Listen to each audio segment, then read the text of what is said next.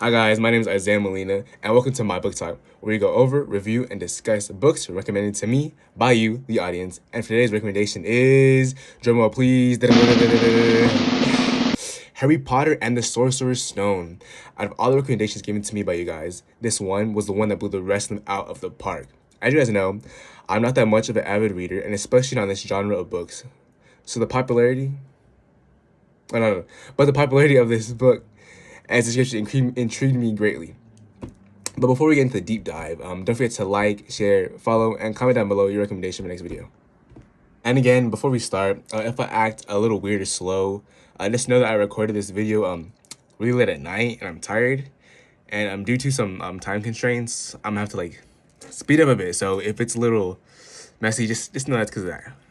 So there's this family called the Dursleys. They live on number 4, Privet Lane, and Mr. Dursley notices some strange things on his way to work. That night, a man named Albus Dumbledore meets with a cat that turns into a human named Professor McGonagall. Dumbledore tells McGonagall that Mr. and Mrs. Potter were killed, but their son Harry Potter was not. Outside of the Dursley home, they meet and wait till a man named Hagrid arrives with the baby Harry Potter. Dumbledore leaves Harry at the doorstep of the Dursleys with a letter. Skip 10 years, and Harry is woken up from his closet beneath the stairs. The Dursleys, who are his only relatives, are abusive and neglectful towards Harry.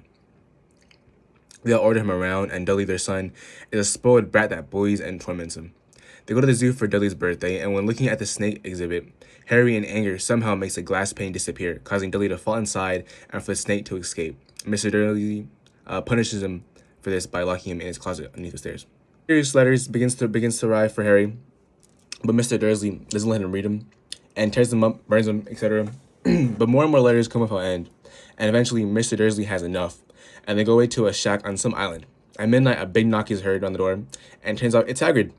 He gives Harry a cake for his birthday, and then hands him the letter from Hogwarts School of Witchcraft and Wizardry. Harry then learns that the Dursleys have been hiding and denying him from wizardry all these years. Hagrid takes Harry away to a place called Diagon Alley to gather all his supplies for Hogwarts, as well as to a place called Gringotts, where he learns his parents left him some money. Harry learns on the way that he's famous for having survived Voldemort. Harry gets all of his required supplies, and when he gets his wand, he finds out that the companion to his wand is Voldemort's. A month later, it's now time for Harry to go to Hogwarts. He catches his train to Hogwarts on platform 9 and 3/4. On the train, Harry befriends other first years, being Ron Weasley and Hermione Granger. When they arrive, all the first years take turns putting on the sorting hat, which puts the students into different houses. Harry's afraid to be put into Sinister Slytherin, but he gets put into Noble Gryffindor along with Ron and Hermione. As the school year goes on, Harry finds out that his potion professor, Snape, doesn't like him. Hagrid assures him that Snape has no reason to not like him, or to not dislike him. During their first flying lessons on their broomsticks, a kid named Neville gets injured and taken to the infirmary. Draco Malfoy, a bully from Slytherin, takes Neville's toy and flies off with it, which Harry decides to chase after him and retrieve it. Professor McGonagall witnesses this, and instead of punishing him, she recommends that he plays Quidditch, which is basically kind of like soccer on broomsticks. Later in the day, Malfoy challenges Harry to a wizard duel at midnight, which Malfoy doesn't show up to, and Harry almost gets in trouble.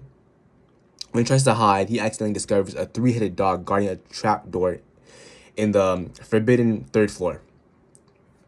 On Halloween, a troll somehow escapes from the dungeon and enters the school. The students are all escorted back to their dormitories, but Harry and Ron sneak off to go and find Hermione, who isn't aware of the troll. They end up encountering the troll inside the bathroom with Hermione trapped. Together, they beat the troll. During Harry's first Quidditch match, his broomstick starts going out of control, and Hermione sees that Snape is staring at Harry and muttering some sort of curse. She believes that he's the one causing Harry to almost fall off his broom, and sets his clothes on fire. Afterwards, Harry regains control of his broom and wins a Quidditch match. For Christmas, Harry receives his father's invisibility cloak, and stealthily explores the school late at night, where he eventually finds the Mirror of Erised, a mirror which shows the seer their deepest desire. When Harry looks into the mirror, he sees his mother and father looking back at him. After Christmas, Harry and crew begin to investigate the break-in at Gringotts and the 3-headed dog. They learn that the dog's guarding something called Actually, it's both, because there's the British version and then the American version. But here it's called the Sorcerer's Stone, a catalyst that can provide eternal life and limitless wealth, belonging to its creator, Nicholas Flamel, also a friend of Albus Dumbledore. A couple weeks later, Harry gets a dragon egg, and because it's illegal to own one, Harry, Ron, and Hermione contact Ron's older brother who studies dragons.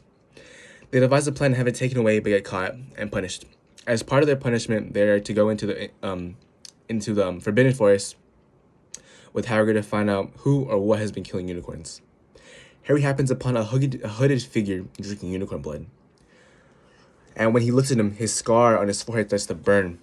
It tries to attack him, but he's saved by a friendly centaur who tells him that the thing that's trying to attack him was actually Voldemort. And that it's also Voldemort who's trying to steal the Sorcerer's Stone. Harry decides that he must find the stone before Voldemort doors. Harry, Ron, and Hermione sneak off at night to the trapdoor in the forbidden third floor. They get past Fluffy, the three-headed dog, and numerous puzzles and traps. Eventually, Harry is by himself and he encounters Professor Quirrell, who makes Harry look at the mirror of Erised and has him tell him what he sees. Harry sees himself with the stone in his pocket and at that exact moment fills the real one in his. But he chooses to lie to Quirrell and tell him differently. But a voice tells Quirrell that Potter's a liar and to have him see him face to face. Quirrell removes his turban and reveals Voldemort's face on the back of his head. Voldemort tells him to kill Harry. But when touched by Harry, he turns into ash and his body eventually disintegrates. Voldemort's spirit passes through Harry's body and he passes out. Harry eventually regains consciousness in the hospital with Dumbledore, waiting for him. Ooh. Dumbledore explains to Harry that he saved him just in time and that he and Flamel have decided to show the stone. While celebrating the end of the year banquet, Slytherin celebrates its 7th consecutive win of the House Cup. But Dumbledore awards Gryffindor last-minute points due to the actions of Harry and his friends, winning Gryffindor the House Cup. Afterwards, Harry returns to London to spend summer with the Dursleys. I would recommend this book to all those who enjoy fantasy, adventure, and magic-esque genres of entertainment, as well as to those who just want to enjoy a good read. But the storytelling and world building within the story, along with the book's characters and important themes such as friendship and courage, are what truly make it a book that I recommend to those who haven't read or seen it yet.